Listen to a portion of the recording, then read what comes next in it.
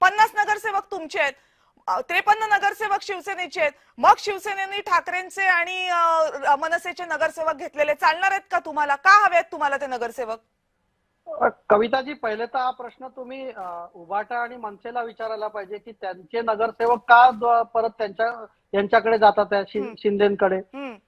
तर मला असं म्हणायचं आहे की एक मोठी गाजावाजा करून यांनी ही युती केली होती दोन भावांनी, आणि त्यांचा निकाल आले आणि लगेच त्यांचे नगरसेवक दुसऱ्या पार्टीकडे चालले. म्हणजे यांचा ना विचाराला बांधिलकी आहे ना यांची. पण तुमची तर बांधिलकी विचारायला आहे ना, मग तुमची तर बांधिलकी विचारायला आहे ना, मग महायुतीला पाठिंबा हवाय कशाला या नगरसेवकांचा? जर तुमच्याकडे भरभक्कम इतकं मत आहे तर, संख्याबळ आहे तर याचं उत्तर तुम्ही पण द्या. त्यांना तर विचारेनच हा प्रश्न, त्यांच्यासाठी लागूच आहे हा प्रश्न, पण तुमच्यासाठी पण हा लागू आहे की तुमच्याकडे भरभक्कम संख्याबळ असताना तुम्हाला कशाला पाठिंबा लागतो महायुतीला यांचा?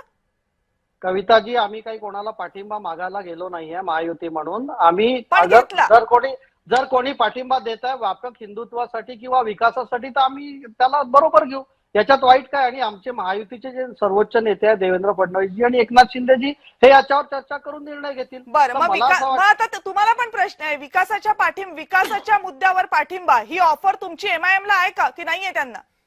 कविताजी, भारतीय जनता पार्टी आणि आमची मातृसंस्था 100 वर्षापासून ज्या विचारांच्या विरुद्ध भांडते आहे त्या गोष्टींचं आम्ही समर्थन घेणार आहे का? आम्ही काँग्रेस किंवा एमआयएम कधीच युती नाही करू शकत. तर मला असं म्हणायचं आहे की हा प्रश्नच तुमचा व्हॅलिड नाही आहे की तुम्ही एमआयएमचा सपोर्ट घेऊ शकता का?